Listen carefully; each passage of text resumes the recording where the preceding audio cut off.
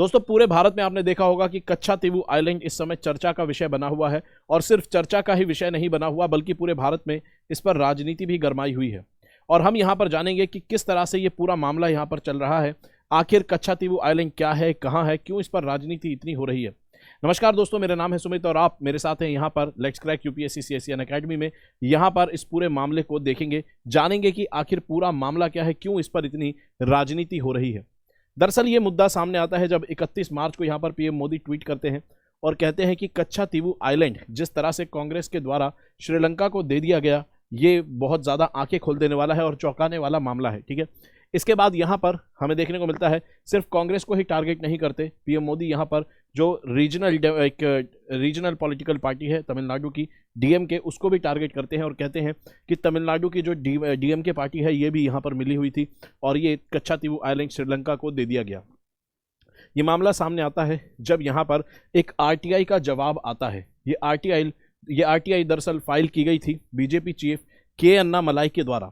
के अन्नामलाई ने जब इस आरटीआई को फाइल किया और यहाँ पर पता लगाया तो यहाँ पर जवाब में आता है, जब इस पूरे मामले पे आरटीआई फाइल की गई तो यहाँ पर पता लगता है कि भाई करुणानिधि जो है, यहाँ पर इस आरटीआई के जवाब में बताया गया कि जो करुणानिधि थे उस समय के जो चीफ मिनिस्टर थे, ये साइलेंट रहते हैं और चुपचाप इस पूरे मामले को स्वीकार कर लेते हैं कि किस तरह से यहाँ पर जो सेंट्रल गवर्नमेंट है यानी कि जो कांग्रेस की सरकार थी उसने कच्छातीवु आइलैंड को श्रीलंका को दे दिया गया। तो यहाँ पर दोनों कांग्रेस और डीएमके दोनों को एक साथ यहाँ पर टारगेट किया गया है पॉलिटिकली। तो यहाँ पर देखते हैं पूरा मामला क्या है कि क्यों सेंटर के डिसीजन के दौरान जब सेंटर ने डिसीजन लिया कि आइलैंड देना है तो डीएमके यहाँ पर क्यों चुप रही, ये सारी बात यहाँ पर देखेंगे। अगर बात करें कच्छातीवु आइलैंड की तो कच्छातीवु आइलैंड आपको एक आइलैंड दिखेगा इंडिया और श्रीलंका के बीच में, नॉर्थ ईस्ट रामेश्वरम के नॉर्थ ईस्ट में पड़ता है और दूसरी तरफ से श्रीलंका का जो जाफना प्रोविंस है वहाँ से साउथ वेस्ट में पड़ता है। भारत से अगर बात करें तो 33 किलोमीटर इसकी दूरी मिलेगी भारत के तट से, श्रीलंका के तट से 62 किलोमीटर की दूरी पर मिलेगा। सिर्फ 285 एकड़ का ये आइलैंड है, बहुत बड़ा आइलैंड नहीं है। साथ ही में इसकी जो लेंथ है वो सिर्फ 1.5 किलोमीटर से थोड़ी सी ज़्यादा है और जहाँ पर ये सबसे चौड़ा है ये आइलैंड, सिर्फ 300 मीटर चौड़ाई इसकी मैक्सिमम आपको देखने को मिलती है। अगर बात करें क्या इस पर कोई रहता है तो इस आइलैंड पर कोई नहीं रहता क्योंकि यहाँ पर पीने के पानी की समस्या है, इसलिए कोई यहाँ पर रहता नहीं है। लेकिन यहाँ पर एक चर्च बना हुआ है सेंट एंथनीज चर्च, जिस पर यहाँ पर श्रीलंका और तमिलनाडु से दोनों से समय समय पर जो तीर्थयात्री हैं वो यहाँ पर जाते रहते हैं, हर साल यहाँ पर जाते हैं। जैसे 2023 में 2500 इंडियन यहाँ पर गए थे। अगर बात करें इस आइलैंड की हिस्ट्री की तो ये आइलैंड एक वॉल्केनिक इरप्शन से बना हुआ आइलैंड है, यानी कि ज्वालामुखी से फटने के बाद जो भी बाहर प्रोडक्ट निकलता है वेस्ट, उससे बना हुआ ये आइलैंड आपको देखने को मिलेगा। कहता है अर्ली मिडिवल पीरियड तक की अगर बात करें तो जाफना का जो किंगडम है यानी कि श्रीलंका का जो किंगडम है वो अर्ली मिडिवल तक इस आइलैंड को कंट्रोल करता था। लेकिन उसके बाद 17वीं शताब्दी के अंदर यानी कि 1600 सन 1600 से अगर बात करें यहाँ पर तो ये रामनंद जमींदारी के अंडर ये आइलैंड आपको आता हुआ देखने को मिलेगा, रामनाथपुरम के अंडर जो कि रामेश्वरम में आपको देखने को मिलता है। तो रामेश्वरम में जो यहाँ पर जमींदारी थी उसके अंदर आपको आता हुआ देखने को मिलता है। इसके बाद यहाँ पर जब भारत में ब्रिटिश लोगों का साम्राज्य बसता है तो मद्रास प्रेसिडेंसी जो है उसके अंडर ये आइलैंड आपको देखने को मिलता है जब भारत के अंदर ब्रिटिश साम्राज्य बनता है। ऐसे में यहाँ पर डिस्प्यूट कब खड़ा होता है तो दरअसल डिस्प्यूट की शुरुआत होती है 1921 से और 1921 के अंदर पहली बार यहाँ पर भारत, ठीक है, इंडिया और श्रीलंका दोनों इस टेरिटरी को क्लेम करते हैं। और ऐसे में यहाँ पर एक सर्वे जो है ये कच्छातीवु आइलैंड को श्रीलंका के अंदर दिखाता है उस दौरान ब्रिटिश साम्राज्य के दौरान। तब भारत का एक डेलीगेशन इस पर ऑब्जेक्शन भी करता है। तो कुल मिलाकर मामला 2021 के अंदर यहाँ पर डिस्प्यूट खड़ा होता है और भारत का यहाँ पर ऑब्जेक्शन भी दर्ज यहाँ पर होता हुआ आपको नजर आता है। इसके अलावा ये जो पूरा मामला था फिर डिस्प्यूटेड है 1921 से ही, तो 1921 से ये पूरा मामला आपको डिस्प्यूटेड मिलेगा और इसको सुलझाने की जो फाइनल कोशिश की गई थी वो 1974 में की गई थी जब इंदिरा गांधी की सरकार आपको देखने को मिलती है। तो 1974 जब मैं यहाँ पे अग्रीमेंट साइन हुआ और इसको सुलझाने की कोशिश की गई तो उससे पहले क्या यहाँ पर प्रोसेस, क्या कभी इस पूरे मामले को सुलझाने की कोशिश नहीं की गई। तो ऐसे में यहाँ पर देखते हैं पीएम नेहरू का क्या स्टैंड आपको देखने को मिलता है। दरअसल आज़ादी के बाद से ही, खासतौर पर 1956 से ही इस मामले को जब भी यहाँ पर बात उठती थी कि श्रीलंका और इंडिया को जो अपनी मैरीटाइम यानी कि जो समुद्री सीमाएं हैं उनको सुलझाना चाहिए, तब ऐसे में यहाँ पर ये मुद्दा उठाया जाता था कच्छातीवु आइलैंड का जो एक डिस्प्यूट था, क्योंकि 1921 से बना हुआ था और ये भी उठाया जाता था पीएम नेहरू के ज़माने में। तब यहाँ पर लोकसभा में कई बार ये मुद्दा उठाया गया, लेकिन यहाँ पर पीएम नेहरू इस मुद्दे से आगे बढ़ जाते थे, इसको ओवर रूल कर देते थे। और ये यहाँ पर माना जाता है, इस वजह से एक बात यहाँ पर कही जाती थी कि यहाँ पर इसको नेशनल प्राइड का या नेशनल प्रेस्टीज का मुद्दा बनाकर श्रीलंका से यहाँ पर कॉन्फ्लिक्ट क्रिएट करना एक यहाँ पर ठीक बात यहाँ पर नहीं होगी। ठीक है, तो यहाँ पर बताया गया कि भाई ये नेशनल प्रेस्टीज का मामला यहाँ पर नहीं है, बहुत छोटा सा मामला है और श्रीलंका से कॉन्फ्लिक्ट इस पर खड़ा किया जाए ऐसी कोई यहाँ पर जरूरत नहीं है। तो पीएम नेहरू का स्टैंड आपको इस मामले में यहाँ पर देखने को मिलता है। तो यहाँ पर 1921 से लेकर ये मामला डिस्प्यूटेड था, पीएम नेहरू का स्टैंड हमने देखा। अब देखते हैं 1974 में जब कोशिश की गई इस पूरे मामले को सुलझाने की, तो आखिर वो कोशिश कैसे की गई। तो यहाँ पर 1974 में अग्रीमेंट साइन होता है, इंदिरा गांधी की सरकार यहाँ पर होती है, और मैरीटाइम्स जो बॉर्डर्स हैं यानी कि समुद्री सीमाएं हैं श्रीलंका और इंडिया के बीच में, उसको सेटल यहाँ पर फाइनली किया जाता है। और यहाँ पर Indo Sri Lanka maritime agreement sign होता है। ठीक है, और इस अग्रीमेंट के तहत जो कच्छातीवू आइलैंड है ये श्रीलंका को दे दिया जाता है। और आप देख सकते हैं इस तरह से मैरीटाइम बॉर्डर्स जो है ये सेटल की जाती है। यहाँ पर आप देख सकते हैं ये है कच्छातीवू आइलैंड, जो कि श्रीलंका की टेरिटरी मैरीटाइम बॉर्डर के अंदर अब जा चुका है। और ये पूरा जो एरिया है ये श्रीलंका का एक्सक्लूसिव इकोनॉमिक जोन है।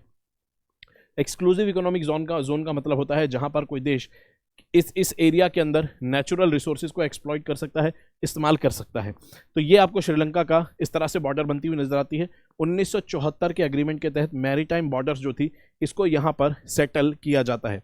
और यहाँ पर जो कच्छातीवू आइलैंड जब दिया गया था श्रीलंका को इस एग्रीमेंट के तहत, तब भी यहाँ पर प्राइम मिनिस्टर इंदिरा गांधी का यही मत देखने को मिलता है कि ये जो टेरिटरी है उतनी ज़्यादा स्ट्रेटेजिक पॉइंट से इम्पॉर्टेंट नहीं है कि इस पर श्रीलंका से यहाँ पर अपने रिलेशन खराब किए जाएं।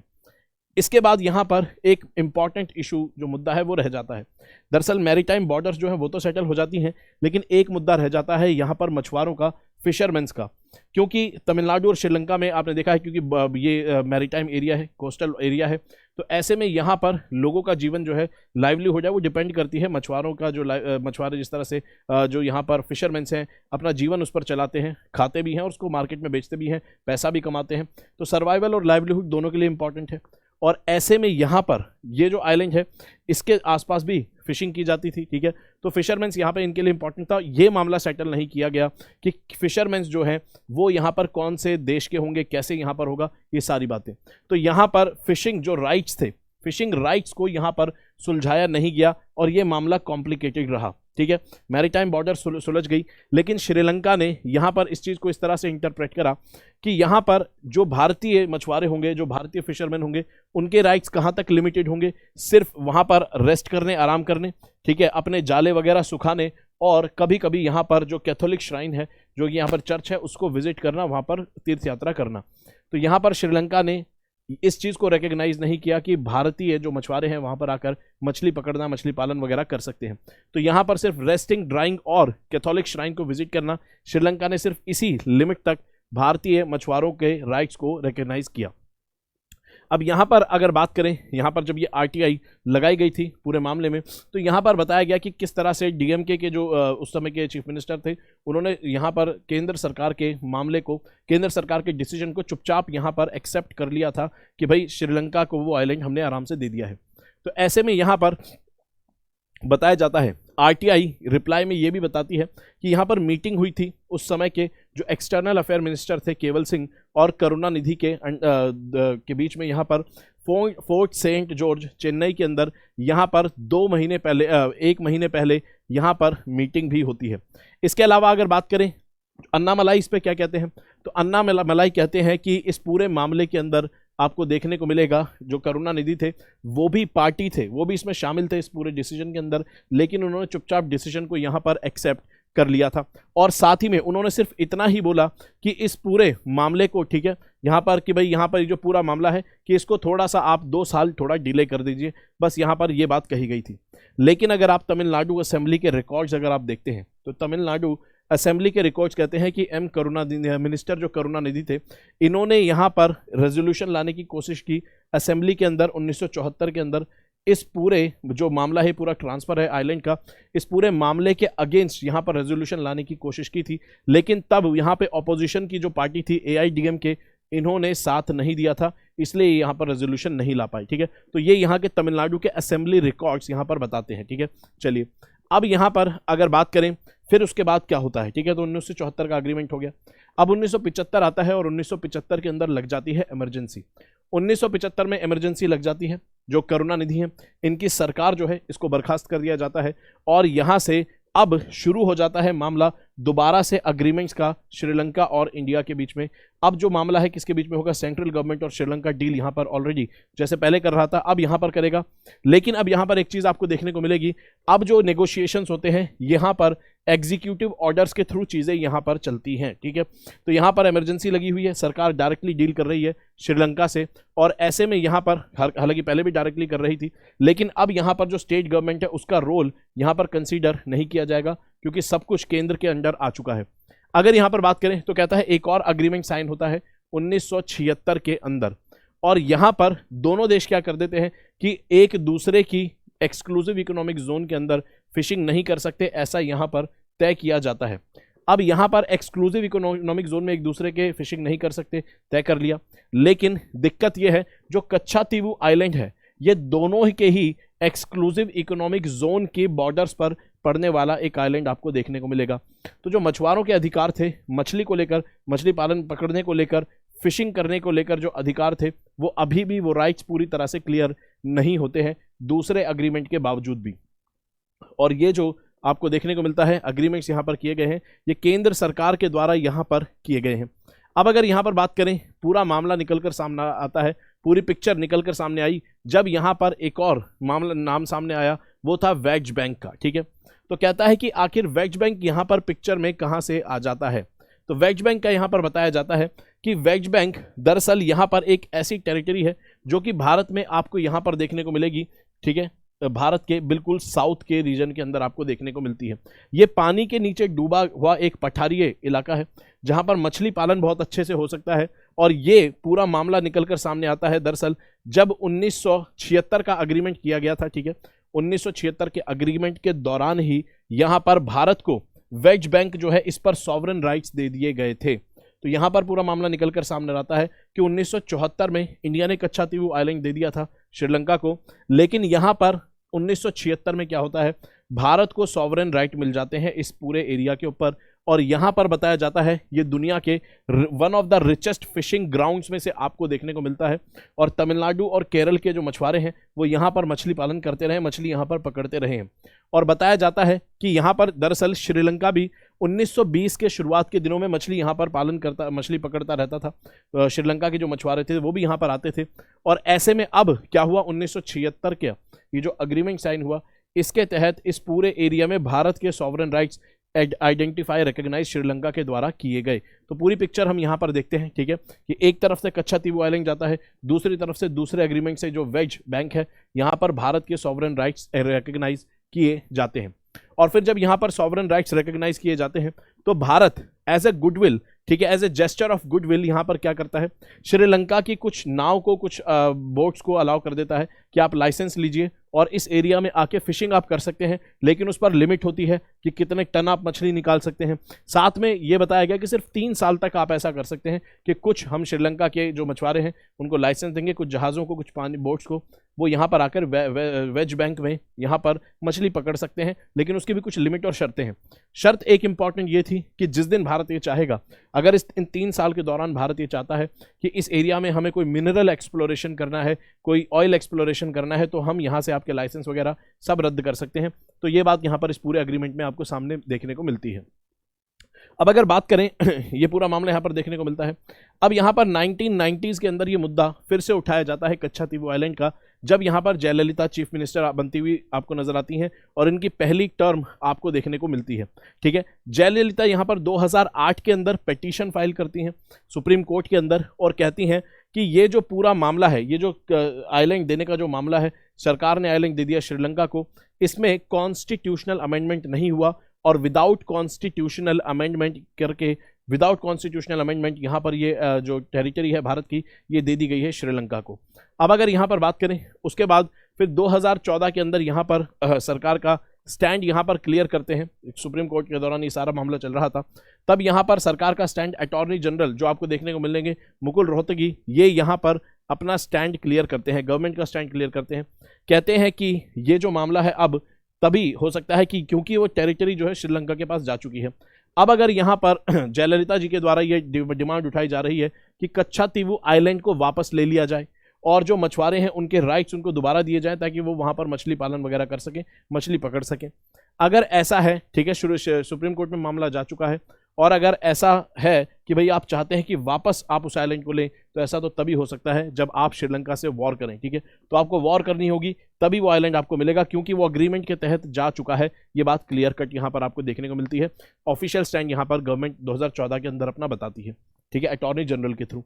इसके अलावा यहाँ पर अगर बात करें श्रीलंका का स्टैंड इस पर क्या रहा है, तो श्रीलंका के आपको देखने को मिलेगा जो कि यहाँ पर कैबिनेट में मिनिस्टर आपको देखने को मिलेंगे, वो यहाँ पे बताते हैं कि अभी तक भारत सरकार की तरफ से कोई कम्युनिकेशन ऑफिशियली नहीं किया गया है। अगर किया जाता तो इस पर यहाँ पर देखते कि क्या मामला है, अभी तक कोई कम्युनिकेशन यहाँ पर नहीं किया गया। उसके अलावा यहाँ पर सरकार का क्या यहाँ पर ऑफिशियल स्टैंड रहा है वो यहाँ पर देखें। एक चीज़ यहाँ पर जानने वाली ये है कि जो केस जयललिता ने डाला था 2008 में, फिर 2014 में यहाँ पर ऑफिशियल स्टैंड गवर्नमेंट ने बताया अपना, तब से अब तक ये मामला जो है सुप्रीम कोर्ट के अंदर लंबित आपको मिलेगा, यानी कि ये मामला आपको पेंडिंग देखने को मिलता है।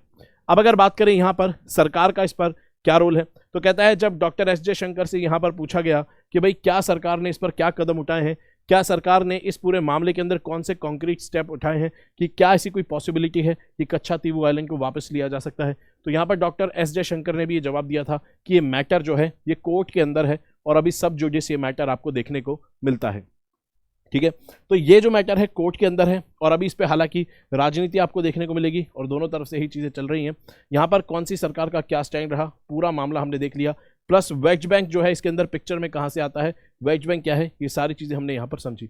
दोस्तों आप में से कोई भी दोस्त अगर चाहता है कि यूपीएससी की प्रिपरेशन शुरू करे और एनसीईआरटीज़ कंप्लीट करनी है 6ठी से 12वीं तक की, तो बहुत अफोर्डेबल कोर्स सिर्फ 2999 लगभग सिर्फ 3000 रुपये का कोर्स लॉन्च किया गया है।